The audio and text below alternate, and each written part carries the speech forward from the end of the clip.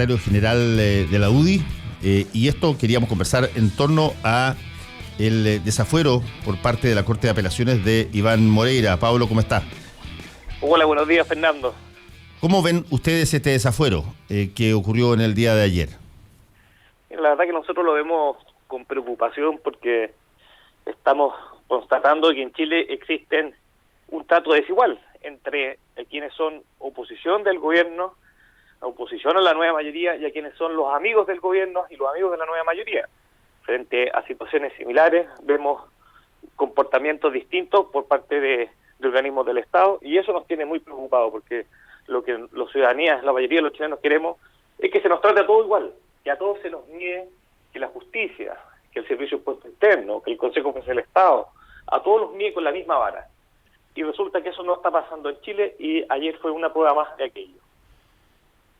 Estamos conversando con Pablo Terraza, secretario general de la UDI. En el caso de Iván Moreira, había una serie de situaciones que hacían su caso diferente, entiendo, que algunos otros. Por ejemplo, que había una querella presentada por el Servicio de Impuestos Internos para que el Ministerio Público investigara. Eso es verdad, pero el Servicio de Impuestos Internos, cuando estuvieron complicados los personeros de la UDI respecto al financiamiento de campaña, tomó la decisión, cambiando el criterio histórico del Servicio de Impuestos Internos, de querellarse.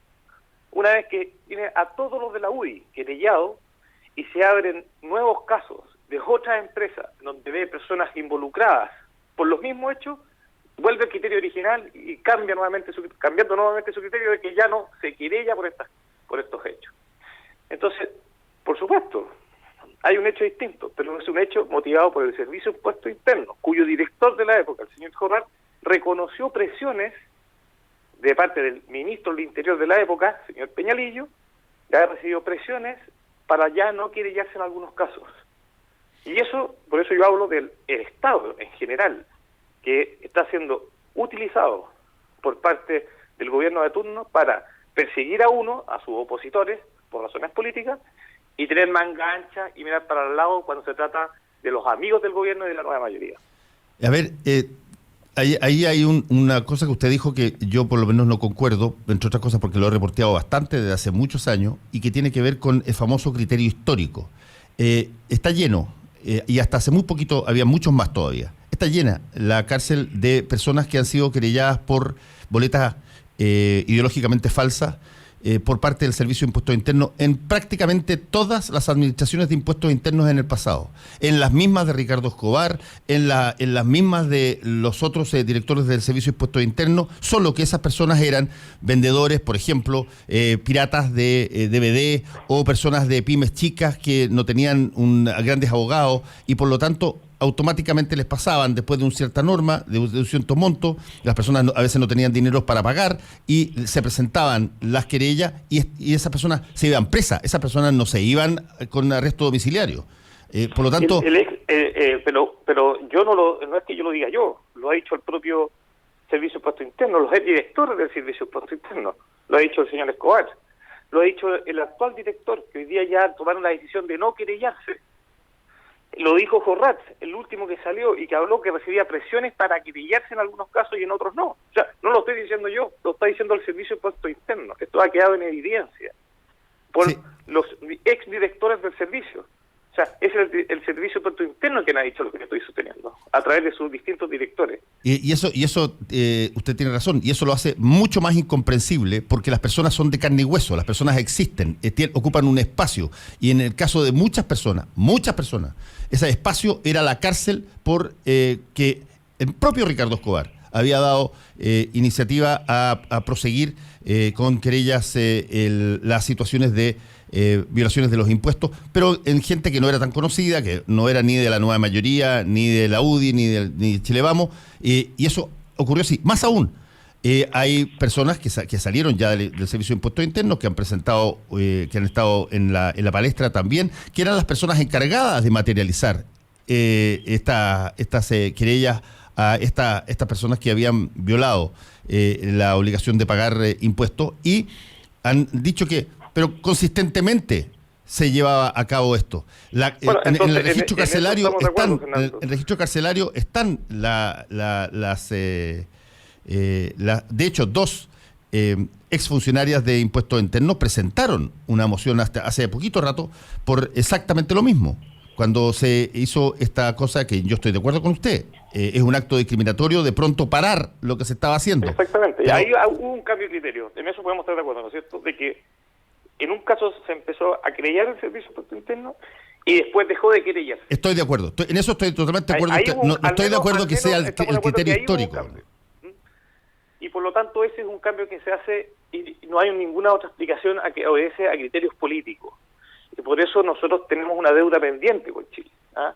El país tiene una deuda pendiente, porque tenemos que trabajar para tener un servicio de impuestos internos que sea imparcial.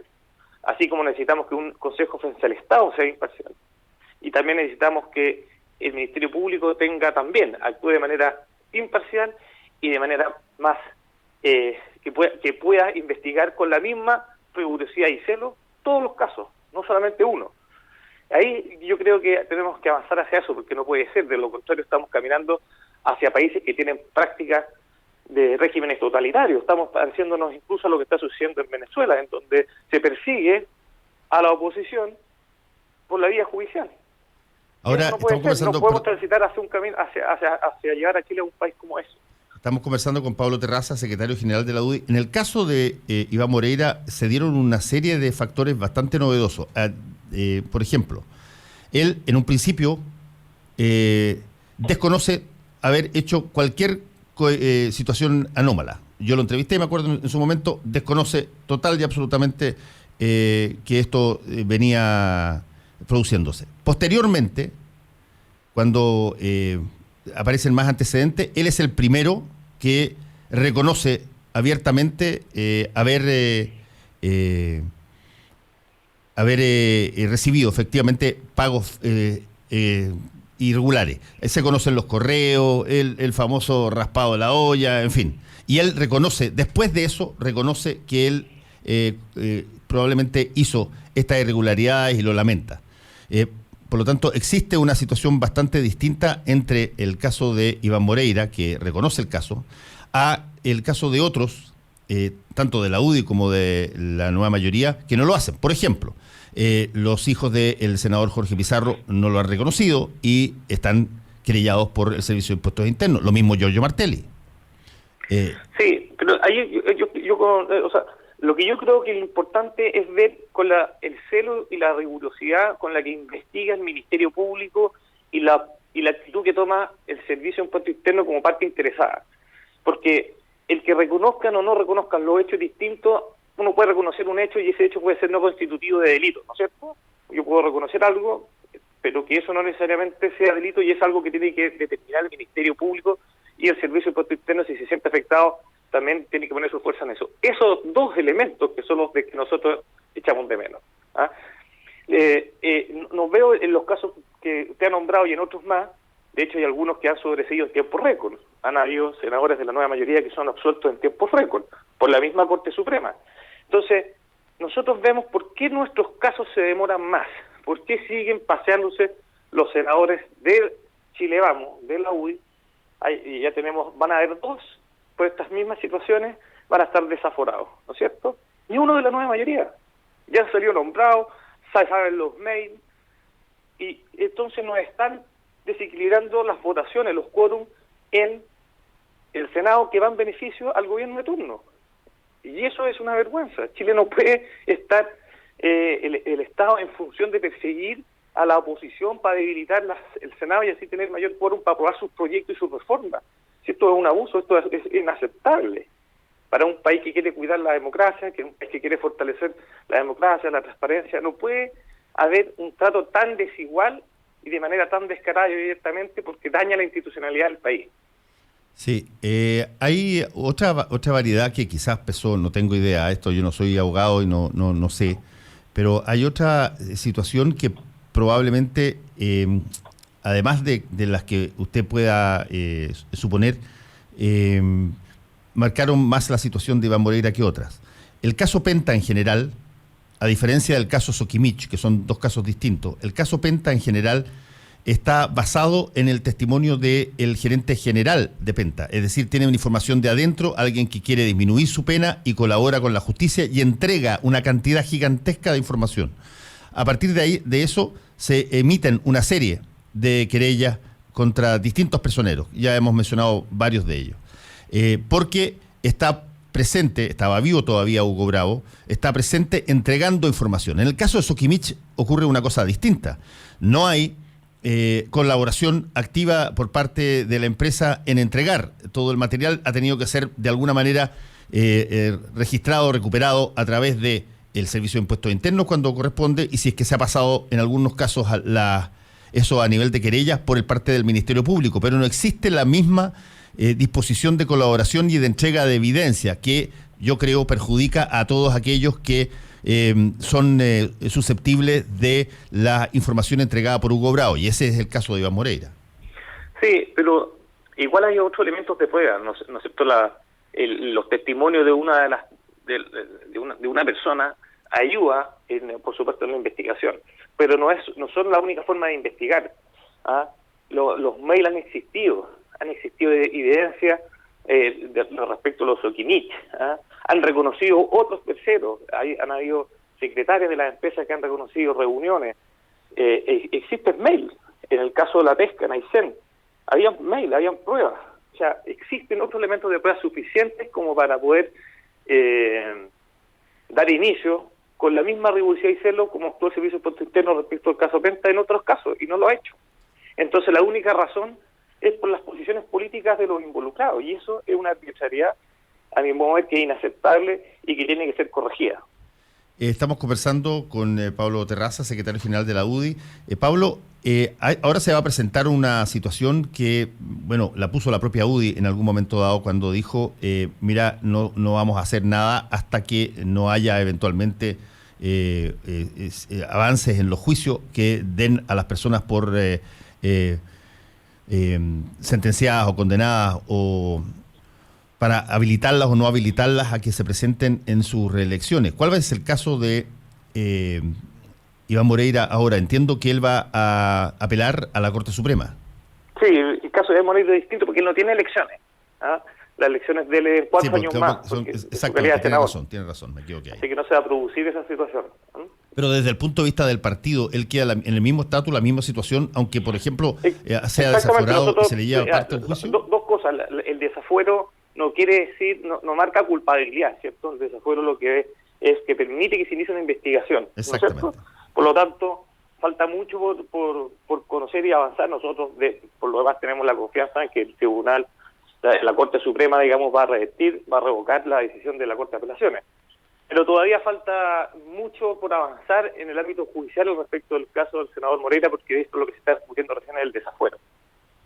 Esta parte probablemente la debiera contestar el abogado. Yo entiendo perfectamente si usted me dice, mire, no tengo idea cuál es la estrategia legal, pero él, al haber reconocido, y su frase más emblemática fue: quiero reconocer mediante este acto público que el mecanismo utilizado para tales efectos, financiamiento de su campaña, fue irregular, pues se realizó a través de boletas de honorarios a terceros.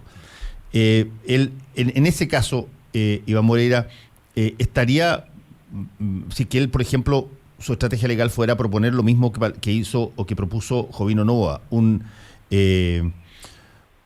juicio abreviado, declarara lo mismo, la misma responsabilidad que ha declarado ya públicamente, y por lo tanto se generara una sentencia. ¿Qué pasaría en ese caso con la UDI e Iván Moreira? Bueno, respecto a nosotros tenemos un tribunal de disciplina, el Tribunal Supremo del partido, que tendría que ser quien conoce la situación del senador Moreira, y ellos tendrían que tener una decisión, una resolución, y nosotros como partido tendríamos que acatarla. Es un tribunal que tiene su autonomía y su imparcialidad para poder pronunciarse respecto a este tipo de situaciones. Así que tendríamos que, por supuesto, extraer el pronunciamiento de nuestro tribunal, pero eso ocurrirá una vez que se termine se termine la causa desde el punto de vista judicial, con una sentencia. En el caso que usted plantea, tendría que ser una sentencia condenatoria, y de ahí nosotros, el Tribunal Supremo del partido, tendría que ver qué es lo que pasa con el senador Moreira.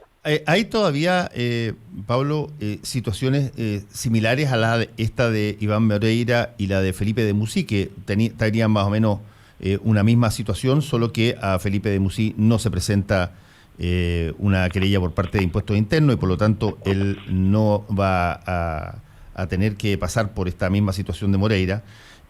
¿Hay todavía más parlamentarios de la UDI que están esperando una situación similar? Yo entiendo que no hay más. No, nosotros no conocemos de más supuestos. En todo caso habría que preguntarle al Servicio de Puesto Interno, porque es el Servicio de Puesto Interno el que se querella, y tengo entendido que no tiene más antecedentes. Todos los de la UDI que podían haber sido querellados ya fueron querellados, y cuando había que querellarse respecto a los otros parlamentarios de la nueva mayoría y los amigos del gobierno, se cambió de criterio como lo hablamos inicialmente, y ya no han habido más querellas. Así que creo que no van a haber más querellas para nadie, porque todos los que podían ser perseguidos en su minuto, que eran de la UDI, ya fueron perseguidos. Y ahí después justo viene el cambio de criterio. Eso es lo que nos irrita, eso es lo que encontramos que es inaceptable, y creemos que situaciones de este tipo no pueden volver a ocurrirse, porque debilitan el Estado de Derecho y por lo demás hace que la democracia no funcione como tal. Están ganando más quórum para hacer sus reformas que no cuentan con la mayoría, están todas muy mal evaluadas por la opinión pública en todas las encuestas, pero quieren seguir avanzando en sus reformas, y para eso necesitan tener mayor quórum en el Senado, y siguen persiguiendo y desaforando a los senadores de la oposición. Es una vergüenza. Queremos agradecer a Pablo Terraza, secretario general de la UDI, por haber estado en contacto con nosotros. Muchas gracias, Pablo. Muy bien, Fernando, hasta luego. Adiós. No te separes de la 92.9. Ya regresamos con más opinión y debate